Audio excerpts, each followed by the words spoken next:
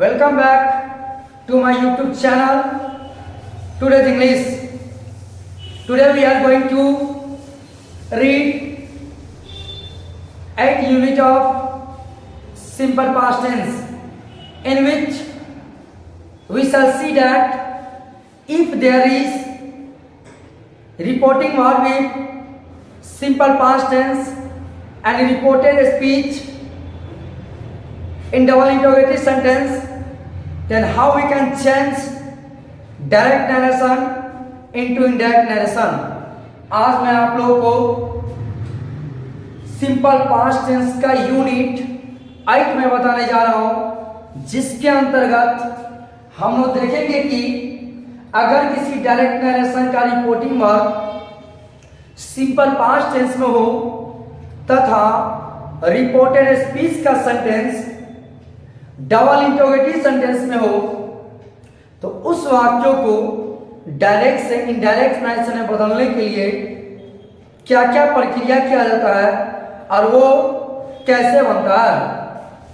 तो मेरे प्यारे छात्र देखिए, यहाँ पर हम लोग देखेंगे कि अगर किसी डायरेक्ट नरेशन का reporting verb double interrogative sentence में हो, अगर किसी डायरेक्ट नरेशन का reporting verb simple past tense में हो तथा रिपोर्टेड स्पीच का सेंटेंस डबल इंटरोगेटिव सेंटेंस में हो, तो उस वाक्यों को डायरेक्ट से इनडायरेक्ट नरेशन में बनाएंगे। हम लोग क्या करेंगे, रिपोर्टिंग वर्ब सेड को आस्क्ड में बदल देंगे। रिपोर्टिंग वर्ब और ऑब्जेक्ट के बीच रहने वाला टू को समाप्त कर देंगे। इन्वर्टेड कॉमा को हटाने के लिए कोई नया शब्द का प्रयोग नहीं, बल्कि WHWC जिसको हम लोग क्वेश्चन वर्ड्स बोलते हैं वही रह जाएगा। उसके बाद रिपोर्टेड स्पीच के टेंस का परिवर्तन अकॉर्डिंग टू रूल, यानी कि रिपोर्टेड स्पीच के टेंस का जो परिवर्तन होगा वह जो मैं पीछे रूल बताया हूं उस रूल्स के अनुसार बनेगा। उसके बाद मैं बताया हूं सब्जेक्ट यानी कि कर्ता का परिवर्तन सन रूल के अनुसार किया जाता है। उसका लिखा है रिपोर्टेड स्पीच के इंटरोगेटिव सेंटेंस को पॉजिटिव या निगेटिव सेंटेंस में बदल दिया जाता है, यानी कि अगर वाक्यों में नॉट लगा हुआ रहेगा तो निगेटिव सेंटेंस में, अगर वाक्यों में नॉट न लगा हुआ रहेगा तो पॉजिटिव सेंटेंस में हम लोग उसे बदल देंगे। उसका प्रश्नवाचक चिन्ह को हटाने के लिए फुल स्टॉप का प्रयोग किया जाता है। ठीक है, अब हम लोग देखेंगे एग्जाम्पल, देखेंगे क्या है एग्जाम्पल में देखेंगे। इसका डीएन लिखे हम लोग, करिया said to Rani, Kariya said to Rani, Kariya said to Rani what do you not love मी।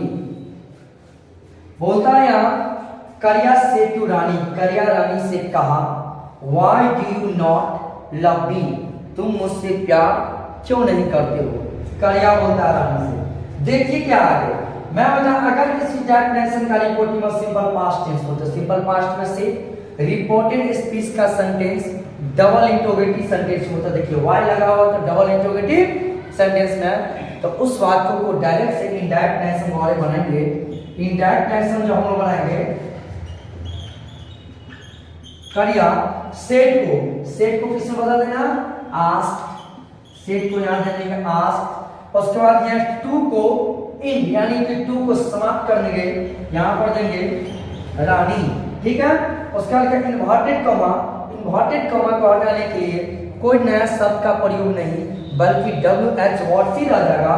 और WHWC यहाँ पर वाई है तो वाई ही रह जाएगा। उसके बाद बच गया इंटरोगेटिव।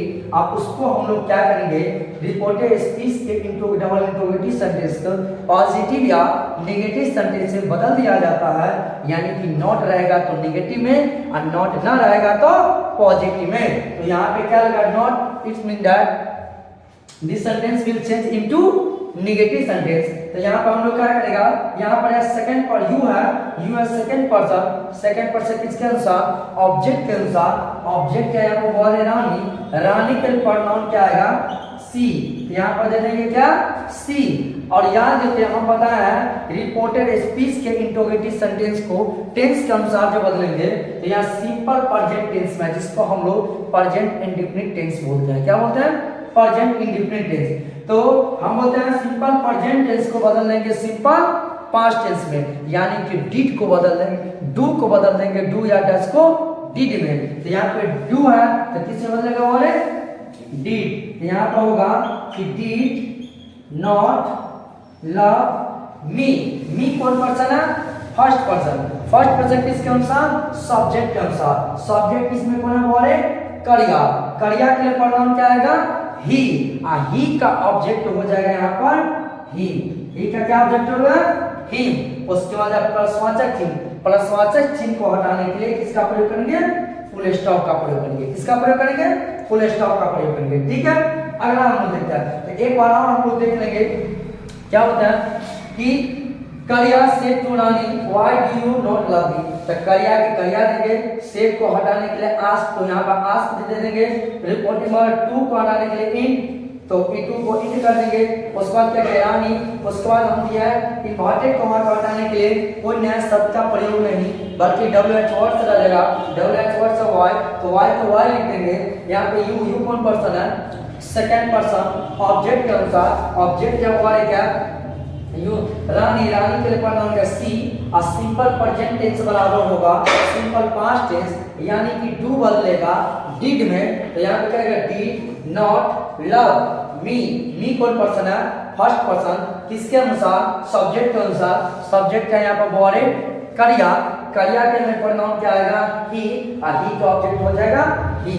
कोई दिक्कत इसमें नहीं। चलिए देखिए, नरेशन बनाने के लिए इसके अंतर्गत जितना भी रूल रेगुलेशन मैंने आप लोग को बताया है, सारा आप लोग एक एक करके अगर पढ़ लेंगे शॉर्ट में। सिर्फ अगर मैं एग्जाम्पल सिर्फ आपको बताता तो उस पर आपको समझ में नहीं आता।